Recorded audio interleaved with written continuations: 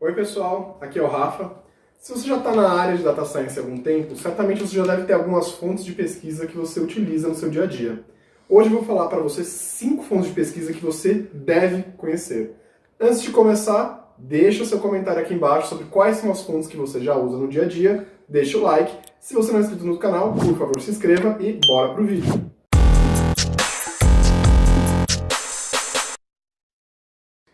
A primeira fonte que você deve conhecer se você trabalha com Data Science é o famoso Kaggle.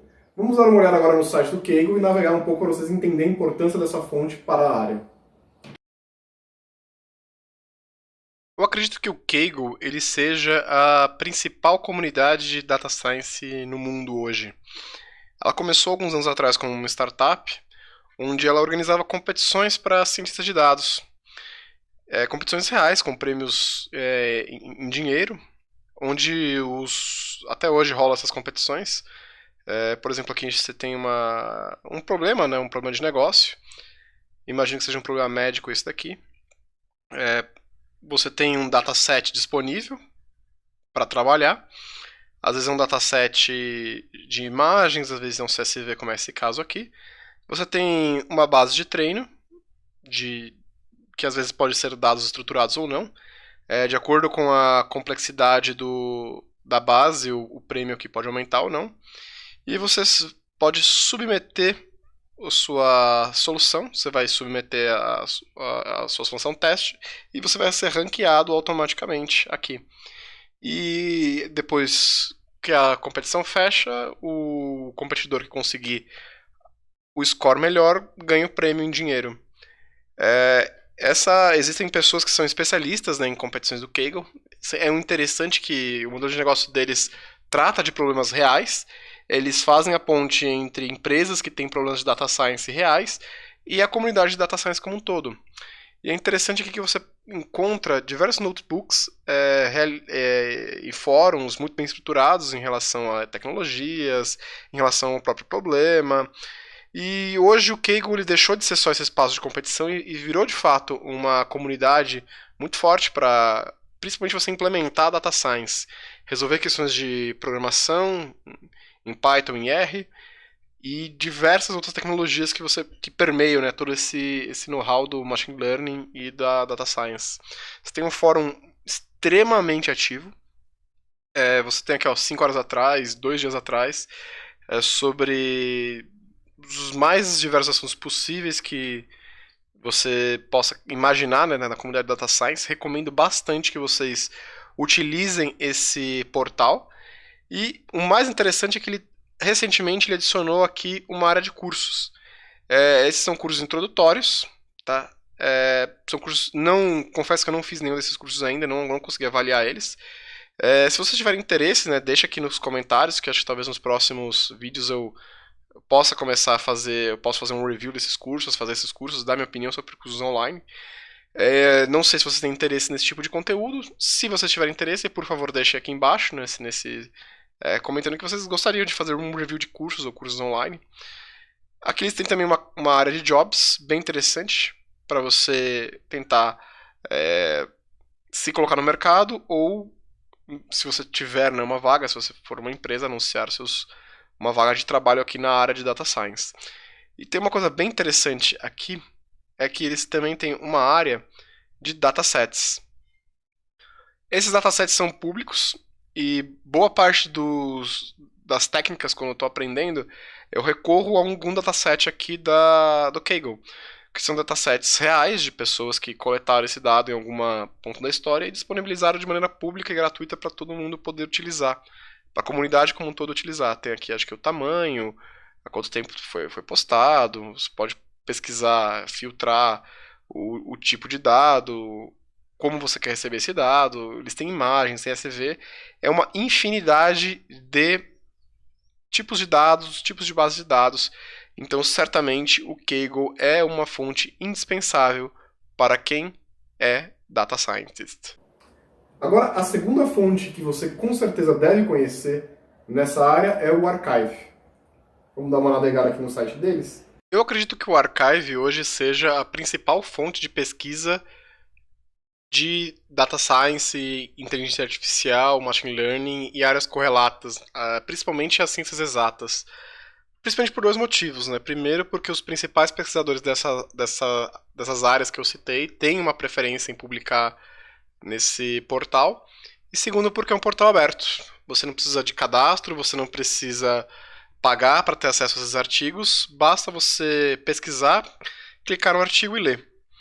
E hoje em dia, até por uma interação muito forte com a comunidade de desenvolvimento, que tem um apreço grande por ferramentas open source, e existe todo um debate muito grande por trás também sobre disseminação de literatura científica, e boa parte dos pesquisadores são adeptos, né, a essa disseminação, né, de conhecimento, acabam por aderir por esse modelo. Né? O Archive é de responsabilidade da Universidade de Cornell, e aqui vocês podem ver que eles têm diversos temas relacionados a áreas exatas, né, física, matemática, ciência da computação e derivadas das áreas quantitativas. E é uma base muito rica. Né? Aqui vocês podem clicar, por exemplo, em portfólios e ver que, por exemplo, alguns dias atrás, né, de quando eu estou gravando esse vídeo, publicou-se aqui sobre investimento em criptomoedas, que é um assunto que está na fronteira da ciência. Né? Poucas pessoas na área econômica, na área de economia, estudam ou têm um consenso, né, ainda sobre qual é o papel da criptoeconomia na economia global, né, atual. E aqui você já tem artigos discutindo estratégia, alocação de portfólio e investimentos nesse tipo de ativo. Para acessar o paper, basta clicar aqui em PDF, você já tem acesso ao paper, pode ler gratuitamente. Então, se você está entrando na área, se você está querendo se desenvolver na área, eu recomendo fortemente que você selecione alguns temas que você tenha um apreço, que você goste de estudar, o domínio que você está aplicando no Data Science, e foque nesses temas no Archive. Pesquise, pelo menos uma vez por semana, um artigo ou outro sobre o que os pesquisadores estão falando sobre a sua área. Essa é uma fonte muito rica de informação. Já a terceira fonte de pesquisa que vocês têm que conhecer na área é o Scientific Direct. Novamente, vamos lá ver como é que funciona o site do Scientific Direct. Já o Scientific Direct é um site de artigos, também um repositório de artigos. Ele não é público, ele é da editora Elsevier. E diferente um pouco do Archive, aqui o foco deles são journals científicos mesmo, publicações científicas de todas as ordens que você pode imaginar, né?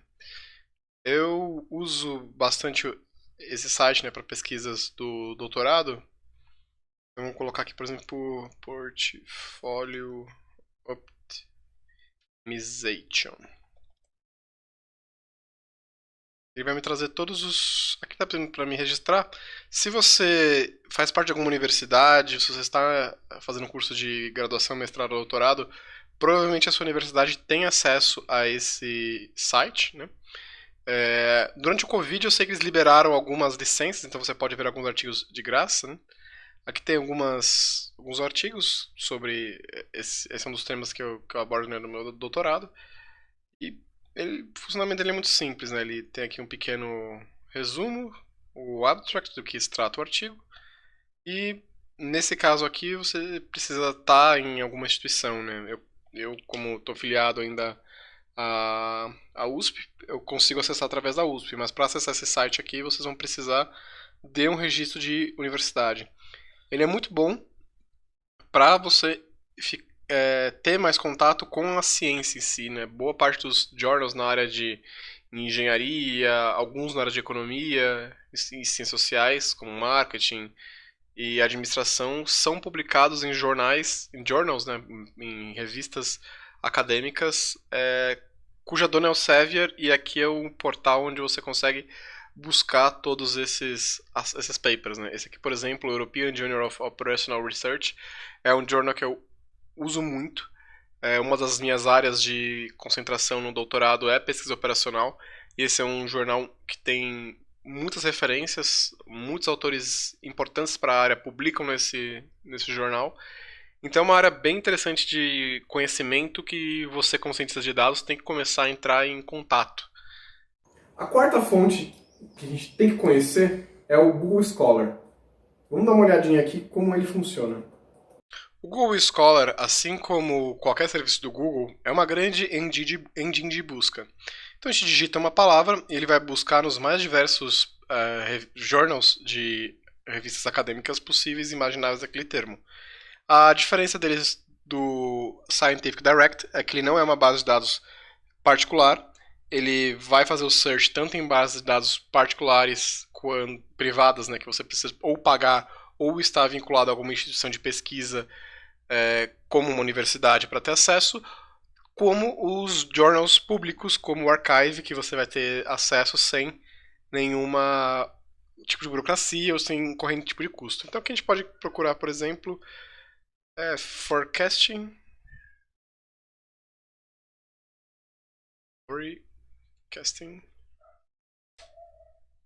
demand, por exemplo. Ele vai trazer todos os artigos científicos, ou livros também nesse caso, que falam sobre previsão de demanda. Nesse caso aqui, por exemplo, tem um livro sobre modelagem e previsão de demanda aplicada ao turismo. Aqui a gente tem, ele leva direto para o site. Pode ser um site free ou não. Tem esse pequeno drawback.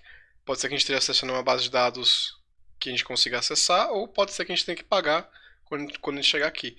Essa fonte de dados ela é bem interessante quando você não tem muita noção do campo de conhecimento que você vai atuar. Ó, aqui, por exemplo, ele trouxe a ficha bibliográfica desse livro, explicando acho que um pouco sobre o que o livro trata, os principais autores, publicação, número de páginas. E aqui me parece que essa aqui é uma publicação paga. Certo? A gente teria que, através do ISBN, que é o código de qualquer tipo de publicação acadêmica, buscar esse livro na Amazon ou em alguma outra fonte para ler de fato o livro. Mas tem algumas outras publicações aqui que ela vai direto para o site da PEP. Ó, aqui ele direcionou para o próprio Scientific Direct. Forecast Demanding, Quantitative and Intuitive Techniques. Provavelmente é um paper de review, né? É um paper já mais antigo, dos anos 80, sobre turismo também, gestão no turismo. Então essa ferramenta do Google Scholar ela é bem coringa. Quando você não tem certeza da base de dados, onde procurar, ela é a mais indicada para você começar a vasculhar os principais jornais da área. Eu particularmente eu prefiro como journal o Archive. O Archive para mim hoje é a minha fonte preferida de pesquisa. Em segundo lugar, o Scientific Direct. E quando eu não acho o artigo que me interessa em nenhuma dessas fontes, eu coloco no Google Scholar. A última fonte que eu vou trazer para vocês é uma fonte que talvez poucas pessoas conheçam, só quem já está mais na área há um tempo já conhece, que é um blog, o Towards Data Science.